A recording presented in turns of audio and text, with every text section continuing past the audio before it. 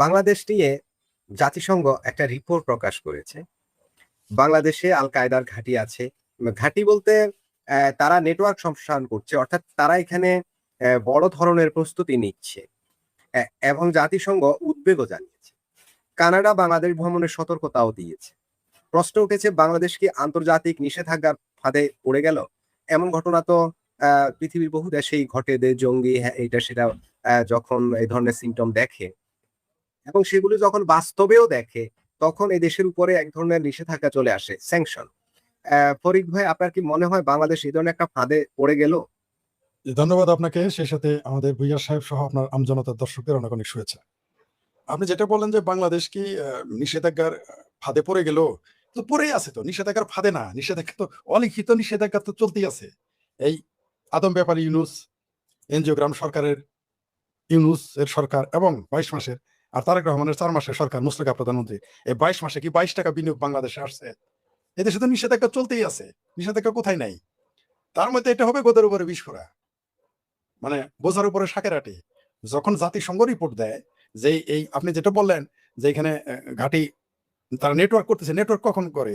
যখন কোনো মানুষজন ঘাঁটি করেছে বলেই তো আপনি নেটওয়ার্ক করেছে, নেটওয়ার্ক তো এমনি হয় না। ভাই, ফরিদ ভাইয়ের কাছ থেকে এই ব্যাপারেই একটু জানতে চাইবো যে আমাদের প্রধানমন্ত্রী তারেক রহমান দিল্লি সফর বাতিল করেছেন, এমন খবর প্রচার হচ্ছে দেশীয় মিডিয়ায়। বাংলাদেশ নাকি, পররাষ্ট্র মন্ত্রণালয়ের মুখপাত্র তিনি বলেছেন, বাংলাদেশ নাকি দুটি শর্ত দিয়েছে ভারত। ১ নম্বর শর্ত হলো শেখ হাসিনাকে প্রত্যাবর্তন, কি বলে, প্রত্যার্পণ। আর দ্বিতীয় শর্ত হলো হাদির খুনিদের এই প্রত্যার্পণ, মানে যেটা তুলে দেওয়া সরকারের বাংলাদেশ আইন শৃঙ্খলা বাহিনীর। এখন আমার প্রশ্ন হলো, এই যে প্রধানমন্ত্রী সফর বাতিলের কথাটা যখন আসলো, তখন আমার মনে প্রশ্ন জাগছে যে ভারত কি আমাদের বাংলাদেশের এই শর্তগুলোকে ইগনোর করলো? এই ফরিদ ভাই, আপনার মতো করে এইটাই একটু জানতে চাই। ধন্যবাদ আপনাকে। প্রথমত হইলো যে হাদিরে যে খুন করছে ভারতের খুনিরা, যে হাদির খুনিরা যে ভারতে আছে, এটা বাংলাদেশ কিভাবে জানলো? নাম্বার ওয়ান, বাংলাদেশ কি এই ওই হাদির খুনের ব্যাপারে কোনো রায় দিছে, চার্জশিট দিয়েছে? কেমনে জানলো যে কে খুন করছে? এটাই তো বলতে পারবে না তারা। বরং আমরা হাদির ভাই বোনকে বলতে শুনেছি যে হাদির খুনিরা জানাজার প্রথম কাতার আছে। তাহলে তো জামাত, বিএনপি, এনসিপি এদেরকে অ্যারেস্ট করতে হবে। দেখলে তো ফাতরামি, মানে না যাওয়ার, ভারতে না যাওয়ার, ভারতে না গেলে তারেক রহমান যদি ভারতে না যায়, তো ভারতের কি মহাভারত শুদ্ধ হয়ে যাবে? বরং বিপদে পড়বে তারেক রহমান। এই যে এত যে সুদূর করে, এত ফাতরামি করে, ওই যে আমাদের ভুইয়া সাহেব বললেন যে সারাদিন ভারতের গালি দেয়, সন্ধ্যাবেলায় কয়েক পেটে তো ভাত নাই, করে ভাত দাও, ঘরে তো বাতি জ্বলে না, একটু কেরাসিন দাও। ফাতরামি ছাড়া তো এগুলো আর কিছু না। এই যে কারেন্টের কথা নিয়ে, বিজলির কথা নিয়ে, গ্যাসের কথা নিয়ে কত ফাতরামি করতেছে। এরা যদি এতই মুরত থাকে, বিদ্যুৎ পাকিস্তান থেকে আনলেই হয়, গ্যাস ডিজেল পাকিস্তান থেকে আনলেই হয়। পাকিস্তান পেয়ারা ভাই, ইসলামী পাকিস্তান, ওইখানে ফু দিলেই তো ডিজেল হয়ে যাবে। ওইখান থেকে চাল ডাল নুন তেল আনলেই তো হয়। আবার শুনলাম আমাদের শিক্ষামন্ত্রী বলে পাকিস্তানের শিক্ষা ব্যবস্থা নাকি সবচেয়ে ভালো। তাহলে বাংলাদেশে এত স্কুল কলেজ মাদ্রাসা দরকার কি? সব পাকিস্তানে যায় পড়ালেখা করুক। আবার বাংলাদেশের স্বাস্থ্যমন্ত্রী এও নাকি বলে যে পাকিস্তানের চিকিৎসা ব্যবস্থা খুব ভালো। তাই ভিসার জন্য তো কোনোদিন পাকিস্তানে গিয়ে জামাতিদের তো লাইন দিতে দেখি না। এই দেশের যে সবচেয়ে পেয়ারা পাকিস্তানি, যেটা যেটা স্বঘোষিত পেয়ারা পাকিস্তানি, সে সাংঘাতিক ইলিয়াস, সে তো আমেরিকা যায় বসে আছে, ও তো পাকিস্তান যাবে না বলেও। ওরা যদি পাকিস্তান মাগনা চিকিৎসা করে তারপরেও তো যাবে না। কিন্তু আমাদের স্বাস্থ্যমন্ত্রী বলে পাকিস্তান নাকি সবচেয়ে শিক্ষা ব্যবস্থা ভালো। তো যায় না কেন? এগুলো হচ্ছে রাজনৈতিক ভণ্ডামি, ফাতরামি। এগুলো তারা বলবেই। তারেক রহমান যদি ভারতে না যায়, ভারতের কি ঠেকাটা পড়ো, কি লসটা হয়ে যাবে ভারতের, বুঝবে তো না যাওয়ার পরে। তারেক রহমান না যাওয়ার পরে না বুঝবে। ওই যে ভাবির পোলাদের জন্য আমার আরেক ভাবির পোলা বলছে, কি যেন পারভেজ মলম নাকি গার্বেজ মলম, সে বলেছে যে আত্মহত্যা করবে, এরকম নাকি বলেছে। আবার কেউ বলেছে তার যাওয়া উচিত না। যে শেখ হাসিনাকে ফেরত দিবে কেন? কি কারণে ফেরত দিবে? কি কারণে? তারা বলুক যে এই কারণে ফেরত দিবে, যে শেখ হাসিনা হত্যাকারী। এই জন্য শেখ হাসিনা যদি তাদের ভাষায় ৮০০ হত্যাকারী হয়, তাহলে ৩০ লক্ষ হত্যাকারীকে নিয়ে তো তারা সংসদে বসে থাকে। এত তো একটু লজ্জা থাকা উচিত। শেখ হাসিনাকে তারা চাবে, তারা এমন হত্যা মামলায় তাকে আসামি করেছে, ফাঁসি দিয়েছে, দণ্ড দিয়েছে, যে তার মধ্যে ৩০০-৪০০ জীবিত উদ্ধার হয়ে আসছে, জিন্দা শহীদ। চার্জশিটে নাম নাই, পোস্টমর্টেম রিপোর্ট নাই। এই আধুনিক যুগে পোস্টমর্টেম রিপোর্ট ছাড়া কোনো হত্যা মামলা আপনি দায়ের করতে পারবেন? রায় দেওয়া তো মক্কা বহুদূর, রায় দেওয়া তো বহুত দূর। মনে করেন আমার নামে আপনি মামলা করলেন যে শেখ ফরিদ XYZ কে মেরে ফেলেছে, তাকে রায়ও দিলেন ফাঁসির। যদি আমার উকিল বলে ভাই পোস্টমর্টেম রিপোর্টটা দেন, যদি বলবেন নাই, ওই মামলা আদালতে টিকবে, এটা তো লোয়ার কোর্টে বাতিল হয়ে যাবে, সুপ্রিম কোর্ট, হাইকোর্ট লাগবে না। তো এটা তো শেখ হাসিনার নামে জনতি, শেখ হাসিনা বা তাদের এই জুলাই সন্ত্রাসীদের হত্যার নামে যে মামলা, এর মধ্যে তো দেখতে আওয়ামী লীগ আছে। এর মধ্যে খোদ জুলাই সন্ত্রাসীরা নিজেদেরই মেরে ফেলেছে। যাত্রাবাড়িতে একটা দর্শককে জুলাই সন্ত্রাসীরা পিটিয়ে মেরে ফেলেছে, সেটাও জুলাই শহীদ। গাজী টায়ার ওইখানে গিয়ে লুট করতে গিয়ে পুইরা মারা গেছে, সেটার শহীদ। আওয়ামী লীগের লোককে মেরে ফেলেছে, ছাত্রলীগের মেরে ফেলেছে, তাদেরকে জুলাই শহীদ বানিয়েছে। আবার আরেক জুলাই শহীদ তো সৌদি আরব গিয়ে ঘুরতেছে, আরেক জুলাই শহীদ একদম বাংলা ভিশন টিভিতে এসে পডকাস্টে সাক্ষাৎকার দেয়। তো এগুলো মামলা দিয়ে শেখ হাসিনাকে আপনি কিভাবে ফাঁসি দিবেন? এই মামলার কোনো বৈধতা আছে? যার সাক্ষীরা বলতেছে তারা জানেই না, বাদী বলে চিনে না, তাহলে সেখানে এই মামলাতে আপনি শেখ হাসিনা, সেই মামলায় শেখ হাসিনাকে চান? এত সস্তা। আর হাদির খুনির কথা যেটা যে শর্ত দিয়েছে, এগুলো হলো বাহানা, যাতে না যায় না। ভারত আপনাকে যেতে বলছে, কে যায় না, দাওয়াত দিচ্ছে, নিয়েন না, শেষ। দাওয়াত খাবেন না, শেষ, শর্ত দিয়ে। মানে এগুলো কি আর কি করতেছে? ওই যে বললাম তো যে ভারত বাংলাদেশের কপাল ভালো। জি বলেন, কি যেন বলতে চাইছেন? একটা পয়েন্ট দিয়ে দিচ্ছি আপনাকে। ভারতে যে কারাগারি আছে 4-5 হাজার মানুষ বহুত দিন আগে থেকে, ওরে বিরোধ না কেন? আর নতুন করে যে সাক্ষাৎকার দিয়ে বাংলাদেশি যে সাক্ষাৎকার দিল যে আমি এমুক এমুক জায়গায় আমার বাড়ি, এমুক জায়গায় আমি বাড়ি, ওরে আনে না কেন সেটা বলে। ওইটা আনবে কেন? ওইটা কেন? 1 কোটি তারা রোহিঙ্গার নাগরিকত্ব দিতেছে, রোহিঙ্গার পাসপোর্ট দিতেছে, কিন্তু বাংলাদেশি রোহিঙ্গা যেগুলো বাংলাদেশ থেকে রোহিঙ্গা হয়ে ভারতে গিয়ে কামলাগিরি করতেছে, বান্দিগিরি করতেছে, কাজের লোক হয়ে আছে, দিনমজুরি করে, তাদেরই তো ফেরত দেয় না বাংলাদেশ সরকার। যারা সীমান্ত এসে চিৎকার করতেছে তারা বাংলাদেশি। আর ছেলের ফরিদ ভাই একটু তাহলে আপনার এই আলোচনার সাথে একটু যুক্ত করে দিই, তাহলে আমাদের আলোচনাটা পূর্ণাঙ্গ হবে। আমরা তো শেষের দিকে চলে আসছি, আলোচনা তো বেশি করতে পারবো না, আমার কিন্তু আলোচনা আর অনেক রয়ে গেছে। এটার সাথে একটু যুক্ত করে দিই, তাহলে সমন্বয় হবে। ভারতের সাথে আমাদের দ্বিপাক্ষিক সম্পর্কগুলো কি হবে, যেটা বলছেন এই যে প্রাইম মিনিস্টার যাবেন না, শর্ত দিচ্ছেন, ভারত বারবার রিকোয়েস্ট করছেন যে আপনি আসুন। হ্যাঁ, একদম যেদিন শপথ ওই দিনই আমন্ত্রণ পত্র দিয়েছেন। এরপরে তো দিলেন বিমস্টেকে চেয়ারপারসন হিসেবে ব্রিক্স এর দাওয়াত দিলেন। এখন আবার তাকে আবার ব্রিক্স এর আগেই তাকে সে দেশ সফরের আমন্ত্রণ জানালেন। কি বলে আগামী মাসের শেষের দিকে, মানে কত 22-23 তারিখের দিকে যাওয়ার একটা সম্ভাবনা তৈরি হয়েছিল। দু দেশের মধ্যে কর্মকর্তারা উচ্চ পর্যায়ের তারা আলোচনা শুরু করে দিয়েছেন। সিকিউরিটির ব্যাপার আছে সেখানে, সেখানে এসব বিষয় নিয়ে তো কথা হচ্ছে, বা কি কি বিষয় নিয়ে আলোচনা হবে কথা হচ্ছে। এখন যদি প্রাইম মিনিস্টার সেখানে না যান, আমাদের তো মূলত যত সমস্যা, আমাদের সব সমস্যা হলো মূলত ভারতের সাথে।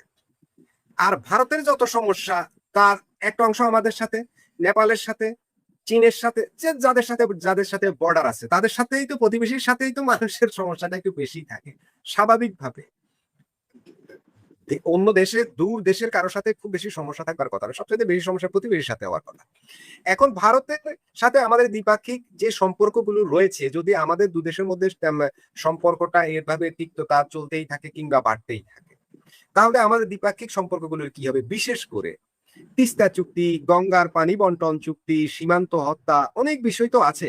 বাণিজ্যের সমতা, কি বলে এটাকে, আমদানি রপ্তানির যে ঘাটতি, ভারতের সাথে আমাদের সেই ঘাটতি তো এখন হু হু করে বাড়ছে। তো এইসব যে সমস্যাগুলো, এগুলো আমাদের সমাধান, মানে সর্বোপরি বাংলাদেশ ভারত সম্পর্ক কোন দিকে যাচ্ছে বলে মনে করেন? আমি একদম শেষ করে দিলাম, অনেক বিষয় আছে আমার আলোচনা, মানে প্রশ্নের ভিতর, প্রশ্নটা বড়, আমি সংক্ষেপ করে দিলাম যে সম্পর্কটা আসলে যাচ্ছে কোন দিকে, আমাদের এইসব এই দ্বিপাক্ষিক বিষয়গুলোর কি হবে। এখানে আমি বারবার বলে আসছি যে আমাদের কপাল। ফরিদ ভাই সাউন্ড একটু কম হচ্ছে মনে হয় আজকে।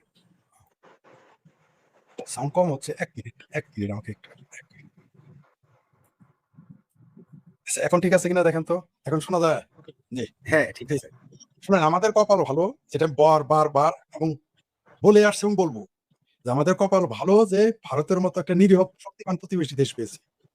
এই দেশটা যদি আফগানিস্তানের মতো, পাকিস্তানের মতো ফাত্রা, আর আফগানিস্তানের মতো ধ্যাত্রা হইতো, আর বারবার মতো গ্যাদ্রা হইতো, তাইলে এতক্ষণ এই সমস্ত আলাপ আলোচনা, মানে আমাদের জামনের ভাষায় বলে মাইলেজি এলি আলাপ, সোজা মেরে ফেলাইতো একেবারে, মানে একেবারে কুকুর যেটা মুগুর মারো এরকম করে সোজা করতো। তো ভারত নিরীহ প্রতিবেশী, শক্তিমান অর্থনৈতিক ভাবে, সামরিক ভাবে, কিন্তু এরা নিরীহ প্রতিবেশী, তাই যা ইচ্ছা তাই ফাত্রামি বাংলাদেশের জনগণ এবং বাংলাদেশের তথাকথিত সরকার করতে পারতেছে। দেখেন না আপনি যে হাঁপানি রোগী, মানে কথা বলতে পারতেছে, যক্ষা রোগী, সেও বলে ভারত দখল করে ফেলবে।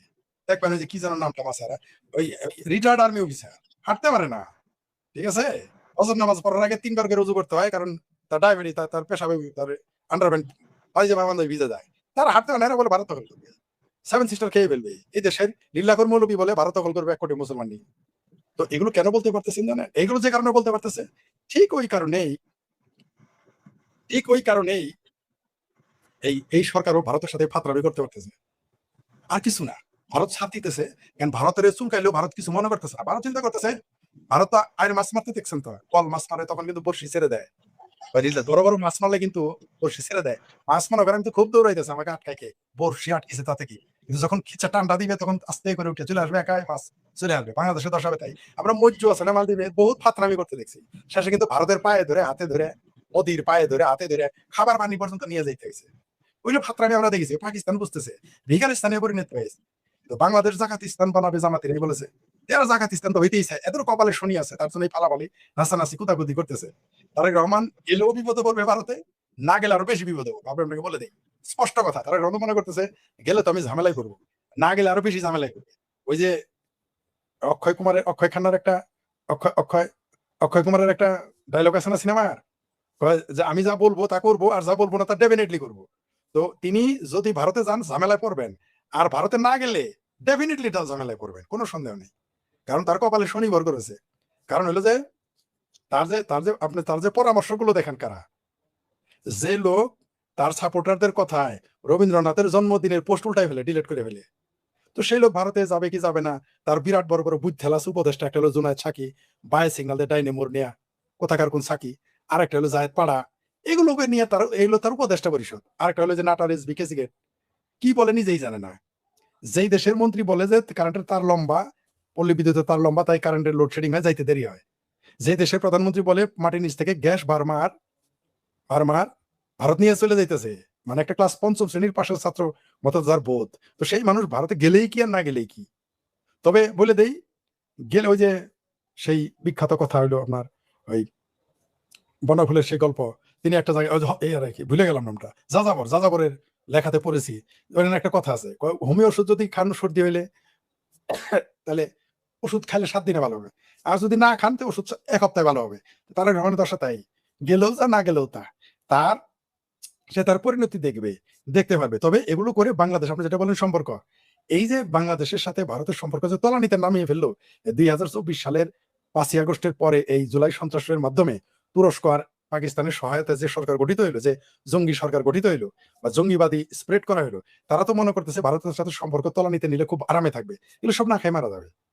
এই যে আপনি বলেন সম্পর্ক, ভারত ধীরে ধীরে যখন দেখবে যে আর কাজ হবে না, তখন ভারত তার সকল অপশন একবারে চালু করবে। ভারত একটা একটা করে চেক করতেছে, ভারত যদি এই অপশন না দিতে আসেন, পরে বলতে ভারত তো বলে নাই আমি যাই নাই, এটা বইলে রাখলো আর কি, বুঝতে পারছেন? জানা আমার যখন যখন টাকার দরকার হয় তখন সবার কাছেই চাই, কারণ পরে বলবে কি ফরিদ তুমি তো আগে বলো নাই। মনে করেন টাকা জোগাড় করেও বলি যে ভাই আমার কিছু টাকা দেওয়া যাবে, এগুলো বলে রাখি, আর যদি না বলি তখন বলে আমাকে তো বলো নাই। তো ভারত এরকম ব্যবসা শুরু করে দিচ্ছে, ভারত বুঝে যে বাংলাদেশেরও কপাল ভালো যে ভারতের মতো একটা নিরীহ প্রতিবেশী রাষ্ট্র পেয়েছে, আর ভারতের কপাল ভালো যে বাংলাদেশের মতো একটা বোধাই মার্কা কোন কূটনীতি, মানে যাদের কূটনৈতিক তৎপরতার দেশ, এদের দেশে তো কোনো কূটনীতি নাই, এদের তো কোনো আকল জ্ঞানী নাই, মাজ্জুর সাথে এদের আকল কম। এই যে মালদ্বীপের যে মাজ্জু ওরছে এদের আকল কম। দেখবেন এদের কিন্তু সমস্যা হলো যে আমাদের ভুগতে হবে সবার, এই দেশের জনগণ ভুগবে। এই দেশের যদি ভারতের সাথে বাংলাদেশের সম্পর্ক একেবারেই তলানিতে চলে যায়, তখনই বাংলাদেশের মানুষ না খেয়ে থাকবে, দরিদ্র হয়ে যাবে। আর যারা এখন ক্ষমতায় আছে এবং যারা পেয়ারা পাকিস্তান, তারা তো চাইবেই যে একটা ধনী বাংলাদেশ যাতে না হয়, একটা আইন শৃঙ্খলা পরিস্থিতি ভালো থাকে এরকম বাংলাদেশ না থাকে, যাতে তারা বলতে পারে যে স্বাধীন হয়ে ভুল করছিল। এই কথাটা তারা যারা বলতে পারে, সেই জন্য তো তারা চাইবে বাংলাদেশ অর্থনীতি ধ্বংস হোক। আর আপনি যেটা বললেন যুদ্ধ তো চাচ্ছে এই দেশের যারা হেফাজতপন্থী, পাকিস্তানপন্থী, হেফাজতে পাকিস্তানি জামাত, এরা কিন্তু যুদ্ধ চাচ্ছে, কারণ যুদ্ধটা চাইলেই তাদের 16 গলা পূর্ণ হবে। ভারত এদের কথায় নামবে না, যেহেতু এরা চাচ্ছে তাই যুদ্ধ এখন নামবে না ভারত, যেটা শুরুতে বলেছিলাম। কারণ ভারত তাদের কথাই করবে না, ভারতের যখন দরকার ভারতের মতো করে ভারত করবে।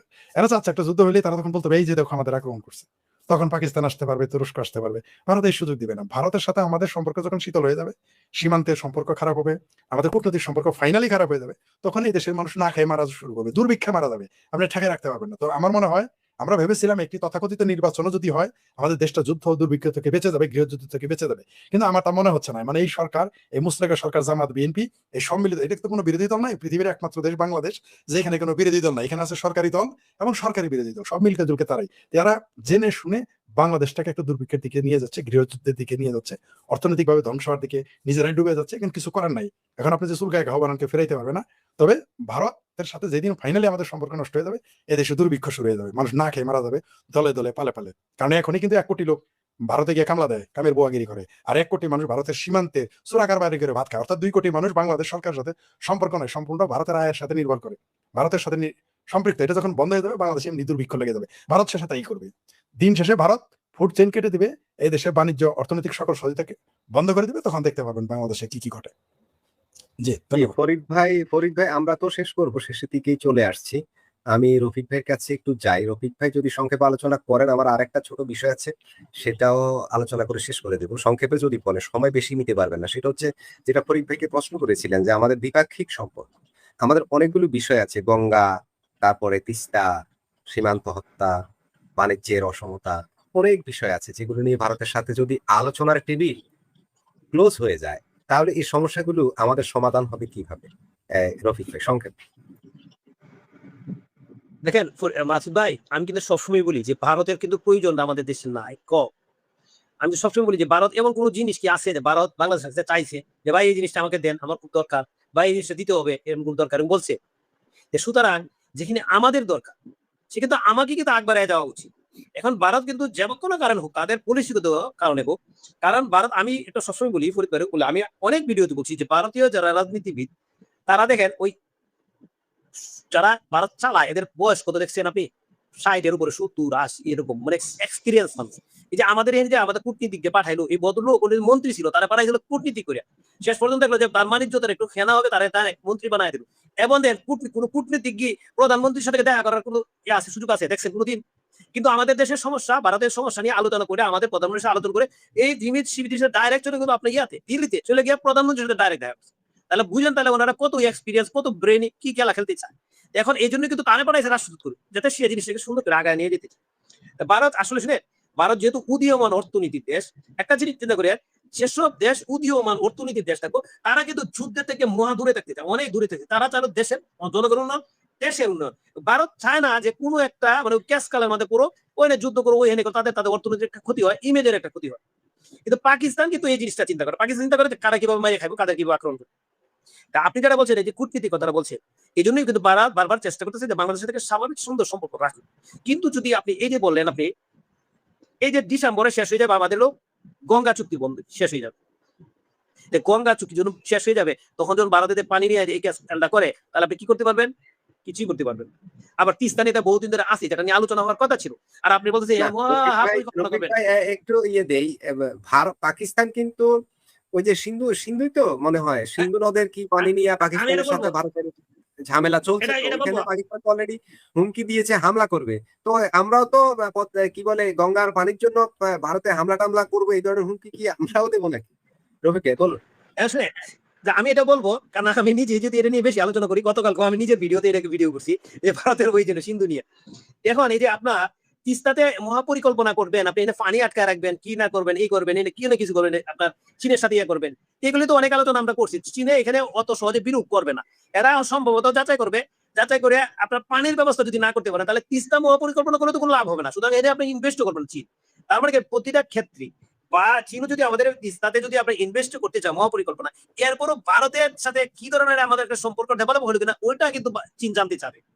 কারণ ওই ইয়া করে আপনার এত টাকা ইনভেস্ট করে তো চীনে টাকা নষ্ট করতে চাবে না। এখন আমি যেটা বলতে চাইছিলাম, এই যে পানি চুক্তির যে ব্যাপারটা আছে, এটা তো আমাদের জন্য খুব জটিল জিনিস। আপনার এই যে দেন পাকিস্তান কি করতেছে, আজকে বেশ কিছুদিন ধরে হুমকি দিতে ডাইরেক্ট, গত পরশুদিন আমি একটা ভিডিও করছি না গতকালকে, যে পাকিস্তানের 14